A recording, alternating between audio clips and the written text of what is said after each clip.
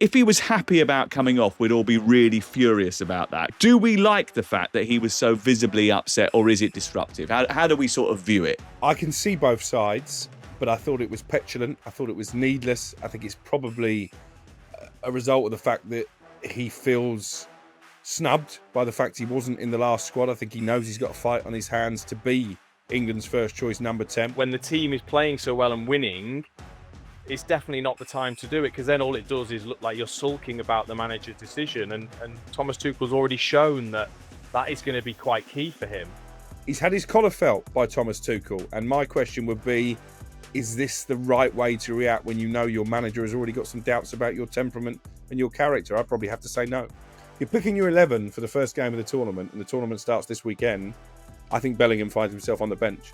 I think Morgan Rogers at the moment is in possession of that number 10 jersey. I disagree with that. I think that Bellingham will be the number 10 no matter what. I think it's going to be difficult to leave him out, and also I don't think it'd be productive to the rest of the group if you leave him out. I think Rogers deserves to start, but he will unselfishly go and take up that position that Kane drifts away from. I think we can't underestimate, I think, actually how important that is. So do you not think Jude's disciplined enough to do that? No, I don't. I think he wants to control more of the game. He demands the ball more than probably anybody else, I think. Yes, it's Premier League All Access with me, Sam Matterface. The Crookmeister is here, and if you're watching on YouTube or Facebook or one of the connected TV apps, or you're looking at the clips, Crook does have a beer under the table. So don't let him try and pretend that he's working in Portugal and he's messing around with agents and all that kind of stuff. He definitely is. He's on the lash. He's propping up the Portuguese economy. It looks as if you settled in, actually, a little bit like Nico O'Reilly, rather seamlessly and rather naturally into your new environment.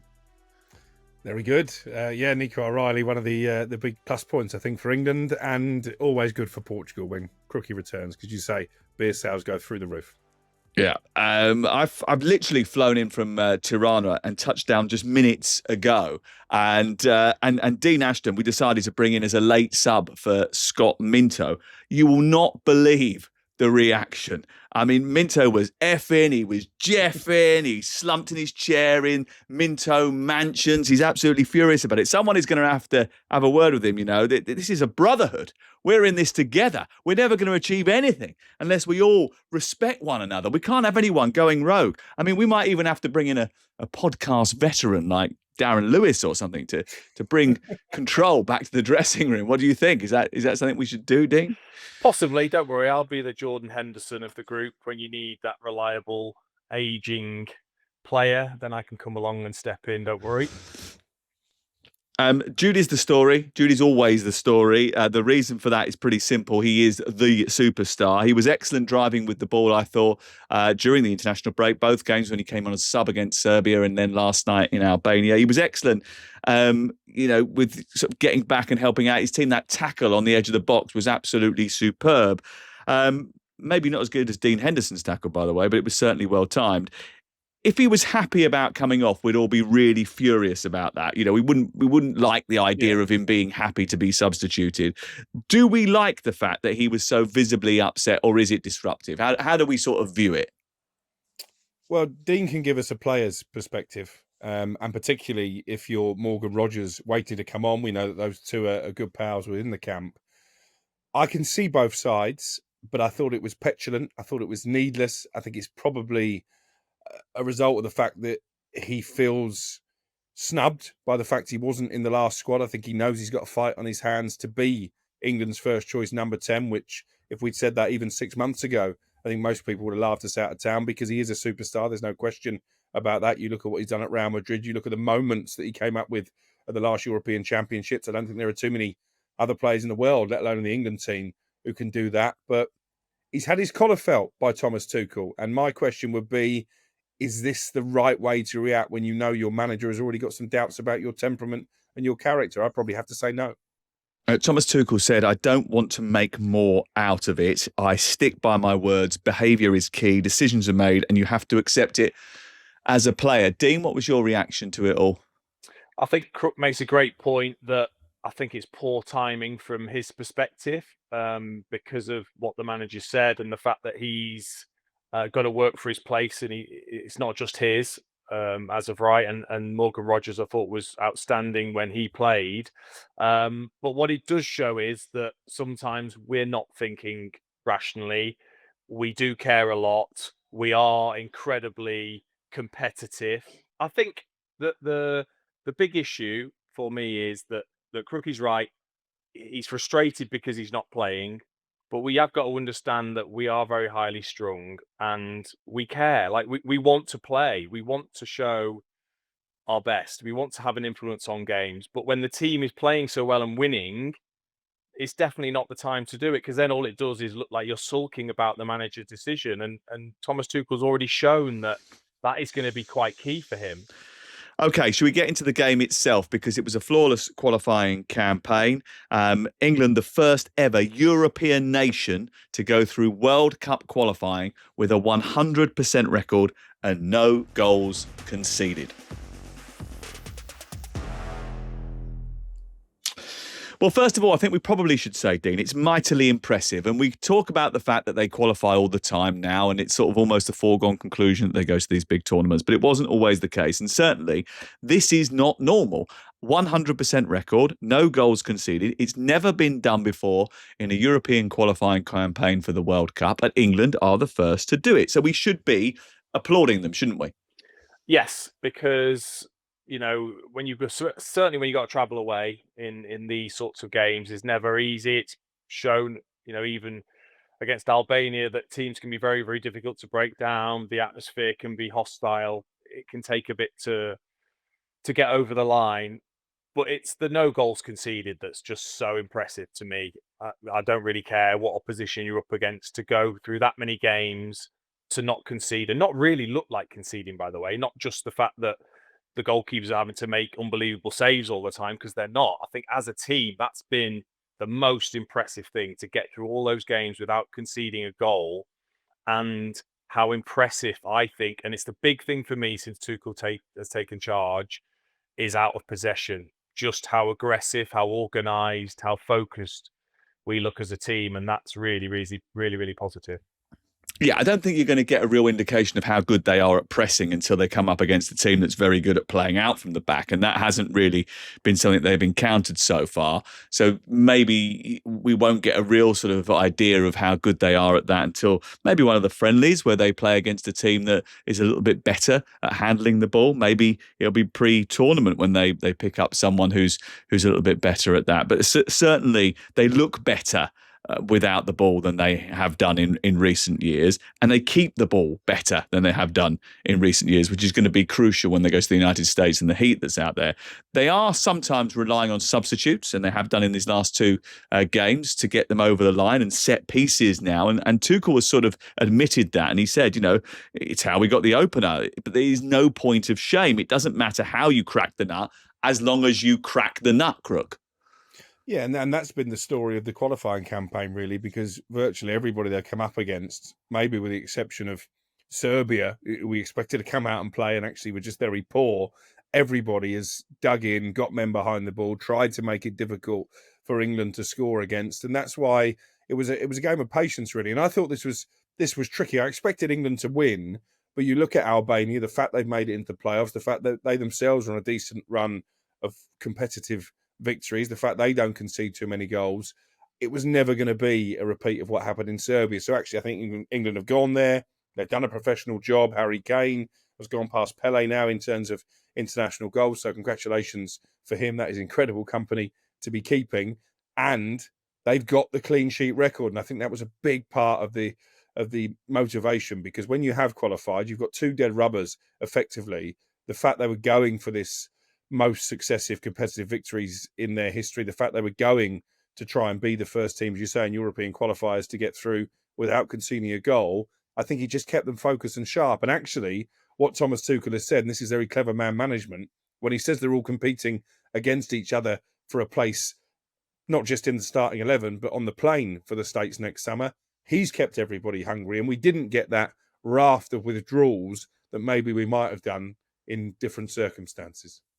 Yeah, well, if you go back to last November and the difference between Harry Kane calling people out for not turning up and this November when Jude Bellingham is having to wait on the bench to get into the team because he's not guaranteed to start every single match. I mean, the set pieces are important. They've gone ahead 4 times in their 8 qualifiers through set pieces, and they have had to use those to crack low blocks and deep blocks. And against teams who are so well drilled, like Albania were, you have to invest in having something different up your sleeve. You might open it up with a set piece. You might open it up with a quick counter attack. You're going to need all sorts of different weaponry when you go to the tournament, though, Dean, aren't you? Which is going to come around really fast now, because actually there's only 2 games now before he names his squad.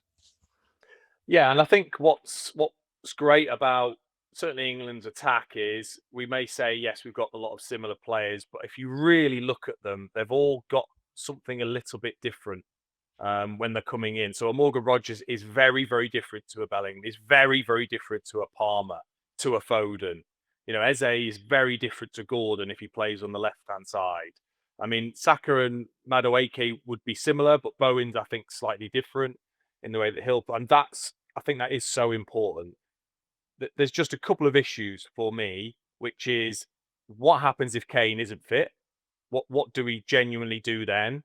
You know, John Stones has talked about the fact that they even use 3 different systems at times. So it's clear that they can move things around, but Kane is so important, clearly, and is going to be the main man for Tuchel. What do you do if he's not there? And also, if we do not have competitive games from now until and I'm talking seriously competitive games, we will not win the World Cup. I guarantee you we won't. You have to be seriously tested before we go. I just don't see how we can continue with these sorts of games thinking we're fantastic and win the World Cup. So I think it's imperative to me that we have a really tough fixture before we go.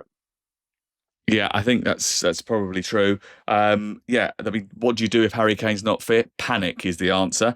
What do you do if if one of your central defenders goes down again? Panic is the answer, because those 2 areas of the team actually rely so heavily. In fact, even going back to the sort of number 6 position, if Elliot Anderson picks up an injury, what do you do? Seriously panic, because he's so much better than everybody else that plays in that position. I thought it was good yesterday that they showed a little bit of experimentation. For that exact reason, they needed to see different people in different positions. Kwanzaa at right back, Stones moving into midfield when they're in the build phase, swinging into a 3 behind him so that he could be a part of adding extra numbers to the attack. But I thought he got in Wharton's way a little bit. Maybe Wharton tried to force it, didn't quite come off. He was very quick at getting the ball out of his feet and forward, but didn't always stick to the striker or to the 10s. Anderson came in and I thought, wow, he has already lifted the game an extra level. Now, that might be because Albania were tired. It might be because they were chasing the game themselves, whatever. But he made a difference when he came on. I think he's really, really important. I mean, what did you make of yesterday's game? And well, let's go back over the 2 games and ask the question: who has played themselves in and played themselves out? Has anybody stood out for you in those last 2 games and you've gone, you know what, I wasn't sure about these, but I am now? Crook?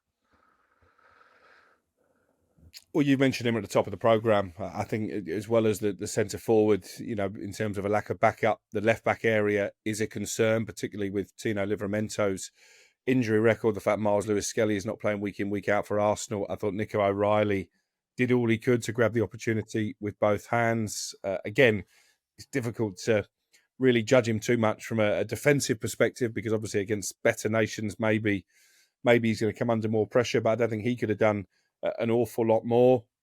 I think it sounds ridiculous because he scored so many goals, but it just feels to me like finally Harry Kane is starting to get the respect that he deserves, because obviously there was a lot of debate about him in the last tournament because he wasn't fit, he wasn't sharp. I don't know what he's done over in Germany. Is it because he's not necessarily having to overexert himself week in, week out as he would in the Premier League? Is it because finally he's got those niggly injury problems out of his way? But he looks like someone who can go there and really take the tournament by storm. And I think it's not just England fans who are sitting up and taking notice now. I think it's fans around the world. Morgan Rogers, as Dean's already alluded to, I think if you're picking your 11 for the first game of the tournament, and the tournament starts this weekend, I think Bellingham finds himself on the bench. I think Morgan Rogers at the moment is in possession of that number 10 jersey. I think Marcus Rashford had a good break as well. Obviously, came on and set up one of the goals. The big debate is, will it be him or Anthony Gordon? I think he's played his way into a decent position as well.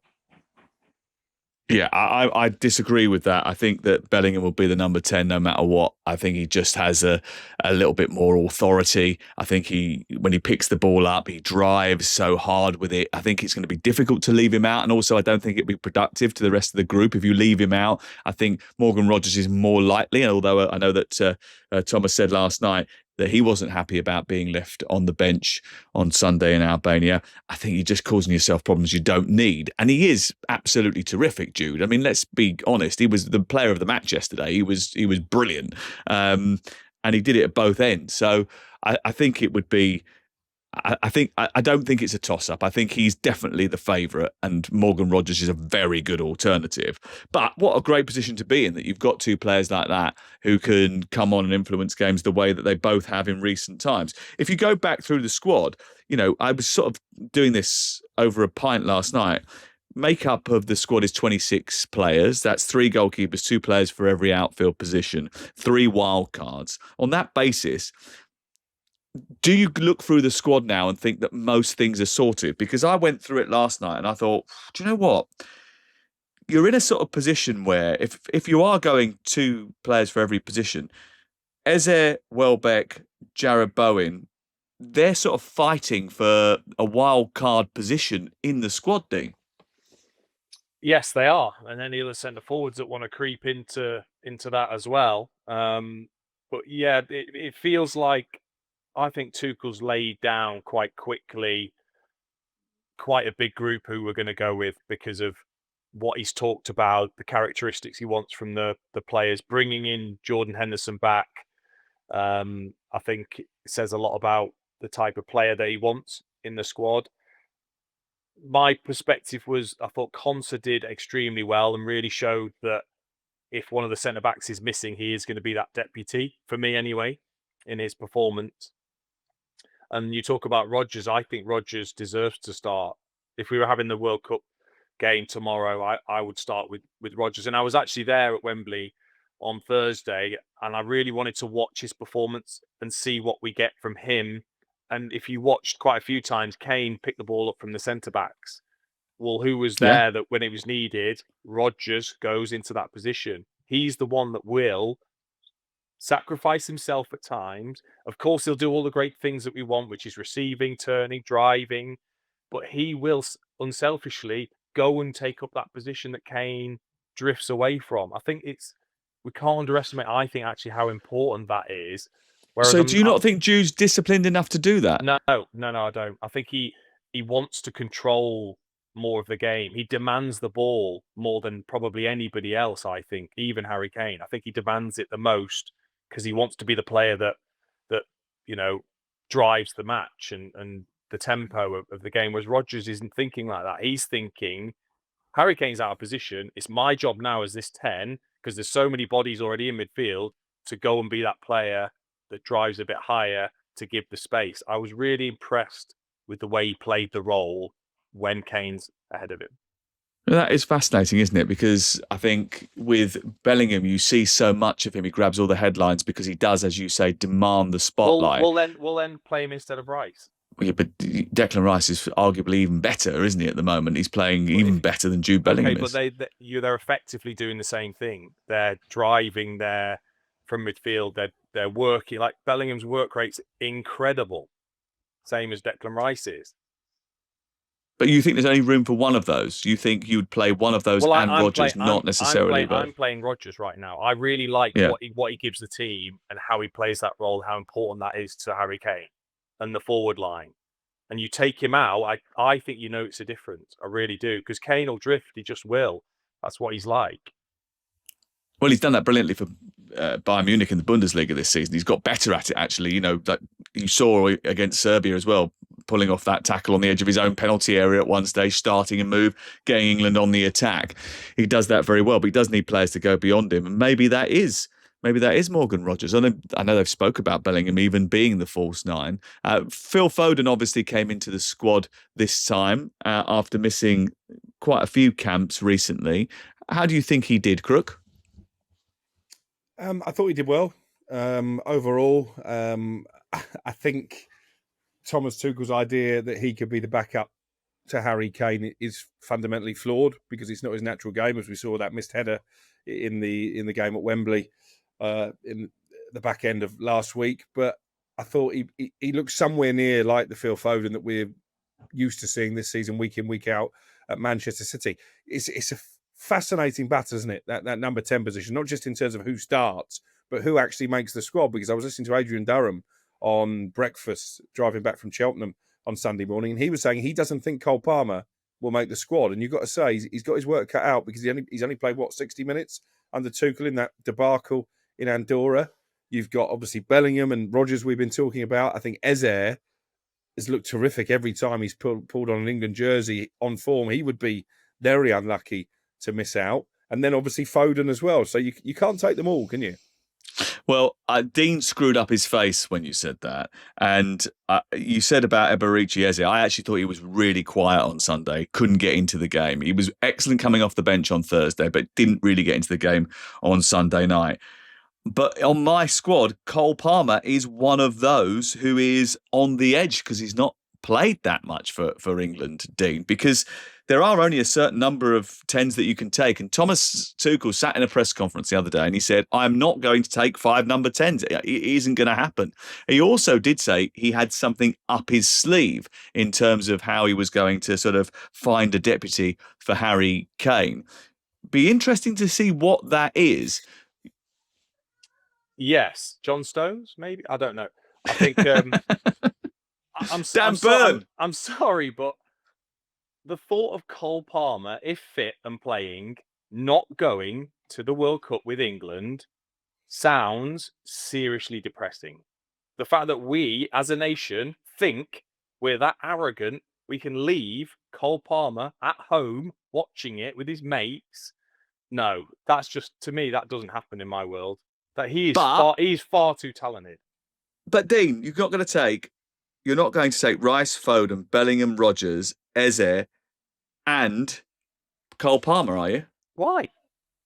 And Saka, and Gordon, and Rashford, and Madueke. But you're not taking a centre forward. So Rashford. Well, no, he's definitely going to take a centre forward. He's already said he said explicitly, I cannot envisage a situation where I don't take an out-and-out centre forward as an alternative to Kane. He said that. He said that on Thursday night, really late at the end of the Serbia press conference in the post-game. He said that. So I wouldn't... But then again, he said that Foden, Bellingham and Kane couldn't play together, and they did for the last 20 minutes yesterday.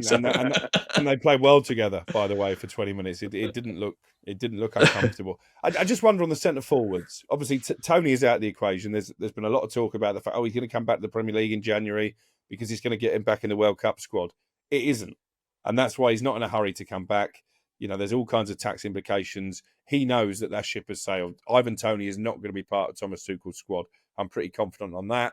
Danny Welbeck, the fact he wasn't called up this time, I think he's out of the equation as well, because if he's not going to get called up when he's banging goals at the start of the season, when will he? Then you look at Ollie Watkins, who obviously has been in poor form for Aston Villa and has had 1 or 2 niggly injuries. I wonder if he can get fit. Is there a big chance for Liam Delap? Dean Ashton's thinking that he's got a chance at the moment. With all those number 10s behind me, God, it's so easy. The other alternative, obviously, is you mentioned Danny Welbeck, and he said he didn't need to see him because he thinks he knows him well enough, and he knows he's just going to slot into the squad. It's not going to be a problem, so he didn't need to call him up. But although that was a good response to a question, I think, like Crook, if he was going to involve him in the squad, he would be doing it now. I can't really think of something else that he's going to do unless he's decided there's someone further down the. I mean, he's not going to take a gamble on someone like Tyreek George, is he? Who's playing up front occasionally for Chelsea and banging goals in for the under-21s. Surely not. That isn't going to happen. Tammy Abraham scoring goals in Turkey. He's not going to pluck him out from obscurity, is he? I mean, I'm just thinking outside the box here, Dean. I can't think of another alternative. No, look, he's going to play Rashford. He's going to play Gordon, maybe Foden, but unlikely. But he'll play Rashford or Gordon there. Watkins will go, but there'll be the other two that could play that role. I don't think we have to complicate it more than that. And it means that there is more places up for grabs in behind those forwards, and whether he will take all of those players, I would do, because as he's shown already, you might need one of the attributes that those players individually have, that they're also different, to unlock a quality defence at the last stages of the tournament, which is the big thing we criticise Gareth Southgate for. Yeah, I mean, I'm just looking at the squad that I wrote down last night. I've got Pickford, Henderson, and then one other goalkeeper, Pope or Trafford. I've got left back O'Reilly. I think he was that good. I think he's cemented himself. Jed Spence, Reece James, Tino Livramento as my batch of fullbacks. Gay, Stones, Konza and Byrne. Elliot Anderson and Henderson. Rice and Foden. Bellingham and Rodgers. Gordon and Rashford. Saka and Madueke. Kane and Watkins. And then there's 3 wild cards. Who are you putting in the wild cards? Do you disagree with any of those selections, Crook? No, seems pretty straightforward to me. I mean, in terms of wild card, I understand the argument that Dean's made for Cole Palmer, particularly when you saw the impact he had off the bench at the Euros. So if he is fit, you would give him one of those spaces. I think you need another option to Watkins. I'm going to say Liam Delap because I think he's raw, but I think he's the type of player who could unsettle international defences. And then I guess Jarrod Bowen potentially. I mean, that's quite an attack-minded squad. I take on board, but you didn't include Dan Burn, did you? Was Dan Burn on your list? Yeah. Okay. My 4 centre backs are Gay, Stones, Konza, and Byrne. My wild cards are Eze, Welbeck, Bowen, or Palmer in 2 of the positions, and then Kwanzaa I've got at the moment, or Chalobah, because I think you're going to need another defensive option. But Thomas Tuchel said, I've never picked a 26-man squad for anything before in my life. I've never done this. So it's a new experience for me. So we're all sort of like, sitting there scrambling around thinking, well, he's going to do this, he's going to do that. He probably doesn't even know yet, Dean, exactly what the makeup of the squad is going to be. No, and we're going to be thrown something, aren't we, with injuries towards the end of the season. Something's going to happen. It always does do. And then he's got to make the decision, or it makes his decision a lot easier. I think Eze, Gordon and Palmer would be Eze, Bowen and Palmer would be the 3 that I would be taking as my wild cards, because I think defensively we've got enough cover, and most of the games we play, we will have majority of possession and we've got to break a team down. So that's where I think we need the attacking option. It shows the depth of the squad, though, that you could be in a situation where you're leaving out Trent Alexander-Arnold, Adam Wharton, Lewis Hall, Miles Lewis-Skelly, Gibbs White, Alex Scott, who's just come into the squad for the first time, Mason Mount, Conor Gallagher, players that have been in and around it for a very long time, Luke Shaw, Harry Maguire, might all well be past them now. I understand that, but it shows how much the squad has moved on, how competitive it is. And I think that sort of plays into the narrative that he wants to create as well. This competition now, we're really fighting for places and only the best will survive. Yeah, I think the squad is arguably going to be the strongest that England have ever taken to a tournament. I still think if you're going to pick a first 11, I'd go back to the days of Ashley Cole and John Terry and Rio Ferdinand and Gerrard and Lampard and Owen and Rooney. I think that would be a better 11. But certainly in terms of strength and depth, Thomas Tuchel has got a brilliant hand. Yeah, he certainly has. Well, we'll see what happens. England got 2 friendlies in March and then 2 friendlies which we expect to be in the United States of America in the run-up to the start of the World Cup. It means the England players will be away together for probably around about 7 weeks. And it also means that I think the first friendly in June is going to be a couple of days after the Champions League final. So anyone who gets to the Champions League final is going to have to quickly get up to speed, and it might be a little bit of a delay before they join up. We're hoping, of course, that some players do get there to the Champions League final. Okay, let's have a quick look at some of the other big headlines from this week, including a return to the World Cup for the first time since 1998. I'm not talking about Scotland yet. Norway are at the World Cup. I mean, this is a great story because they've been away since 1998. But blimmin' hell, they've got a good squad, haven't they? A good team, good players. I mean, if you look, they've done this without Martin Ødegaard the last couple of matches, but they've got a really good squad of players. And, they might well end up causing a bit of a splash over in the United States, Dino. They absolutely could. Yeah, they have got some talented players and have clearly worked hard behind the scenes over the last few years to obviously improve Norwegian youth setups, to bring these players through, to time it the way they have with these sorts of players. I mean, to be honest, you could put the team that I played against in Deck Stagdo, which included Alex Crook, with Erling Haaland up front and probably qualify. When you have him, I scored a then belter you, on that stag do. you, you did. It was Haaland-esque, certainly. The celebration, anyway, that's what I'm talking about. And the meal afterwards. Yeah.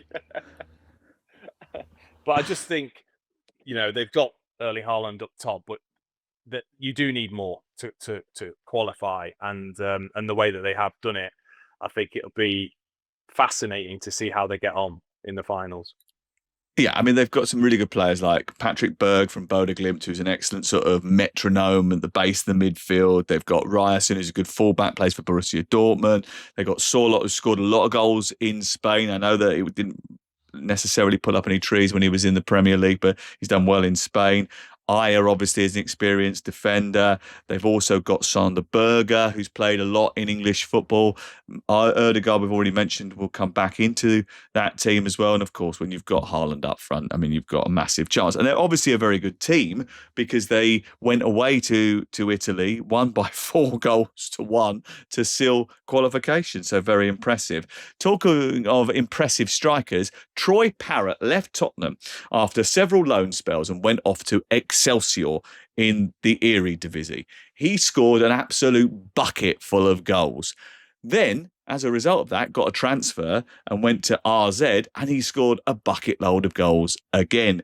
And his second season has started really brightly, and he scored 3 absolutely crucial goals for Ireland, including a 96-minute winner. And if you get the chance to listen to the RTE commentary on that, it will blow your mind. It was absolutely superb. What a moment for Irish football to guarantee that they're going to a World Cup playoff. Bearing in mind, let's be honest about it, for the last 5 years or so, it's been pretty tough to watch.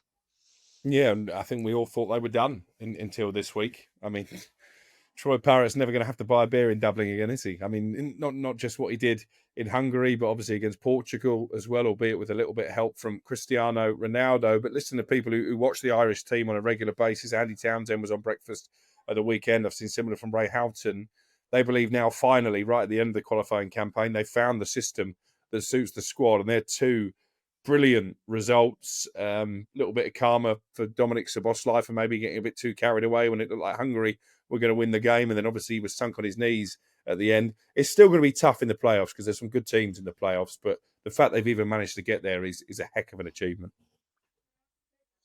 Yeah, we could be in a situation here, Dean, where Scotland, Ireland, Northern Ireland and Wales all go through to the playoffs. And I mean, I don't know what's going to happen in the draw when it happens on Thursday, I think, or Friday this week. But I would imagine that at least one of that pair is going to meet each other or be destined to meet each other on a path. They're not going to avoid each other, are they? It wouldn't seem so, no. I think it's terrific for those nations to be in the mix. And you're right, not only that commentary you talk about, but everyone's got to go and watch Troy Parrott's interview after. I mean, talk about, obviously going through it a bit with leaving Tottenham, etc., building his career, but to have that moment, he's right. You can barely dream about doing something like that for your country. Now, Absolutely. I know they haven't qualified, but you can see what it means to them. The tears of the players and the staff and the supporters and the families, and his interview alone should tell everyone, and especially England fans, when we breeze through qualification, just what it means to possibly get to World Cup for these players. And I really hope they do it. I really hope all of them, but some of them get there and they get to then send their supporters over to enjoy what is the greatest spectacle in world sport. What do you think about the attendance for the World Cup? How do you think it's going to be? Do you think it's going to be lots of different nations all descending on the United States of America? Or is there a chance that actually it's going to be an American supporter base dominated World Cup because of the extreme cost, which is starting to become apparent? I was chatting in the stands with a couple of England fans last night, and they were telling me that the projected cost for the cheapest tickets for those that are on the travel club, if England go all the way to the final, just for tickets and travel between games alone, is going to be £4,500. When you add in accommodation and flights, that is, I mean, it's not pricey, it's mind-boggling, isn't it? There's not many people around the world that are going to be able to fork out that sort of money, Crook.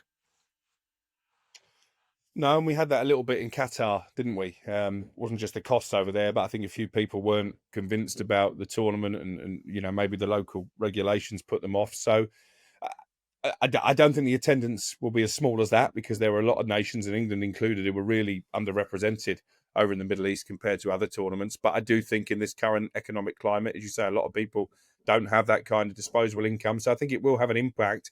And obviously they're going to do the surge pricing as well. What I think you're going to see is a lot of stadiums that look pretty empty when you go onto the various ticketing websites until the last few hours before kickoff. When they come down in price, then all of a sudden they'll be full, but they'll be full either with neutral supporters or, as you say, with American fans. But big nations will always travel. I mean, I remember the Argentinian fan base in Qatar was mind-blowing. Absolutely. So but teams like them and Brazil are going to be well supported. I do think England fans would turn out in force, but a few of the smaller nations, maybe not so much. I do feel as if it does sound very, very pricey in comparison to what it was like at Euro 2024. I think the boys were telling me last night, the cost of tickets is 10 times higher to go to the United States, or projected to be 10 times higher to go to the United States compared to what it was like in Germany just 2 years ago. And that seems a little bit off. And you're right about the dynamic pricing. It's not something that UEFA are going to do for the Euros in 2028 in this country, which is good to hear, because I think that the sort of surge pricing mechanism is skewed because of the bots and the touts and whatever that drive the prices high anyway. We want fans to be able to access the game. We want them to be able to attend it properly. And the atmosphere is really key to a good tournament, isn't it? And getting as many fans as possible, authentic fans as possible inside the stadium. And that's not a criticism of anybody else who's going to go, by the way. Just I think there should be a pathway for everybody to be able to enjoy it, rather than just either people that have got a hell of a lot of money or people that don't have to worry about accommodation and travel because they're already on the ground. I think it's got to be a World Cup, not necessarily just a World Cup for people that are already there. Dino, thank you very much for giving us your time. Although I imagine by the looks of where you're staying, you've got quite a lot of time. Is there just like a sink in the corner there, and maybe just a little pan for you to go to the toilet? I'm just waiting for my appeal to come through. Yeah. and Crook looks like he's rocked up in Butlins in Portugal. I don't know where their curtains have come from, but looks like they might need replacing. You obviously didn't pay for that apartment this time. Right, okay. Well, when you get back on Thursday, we'll do it all over again and preview all the weekend's Premier League action. Looking forward to that. We'll see you on Thursday.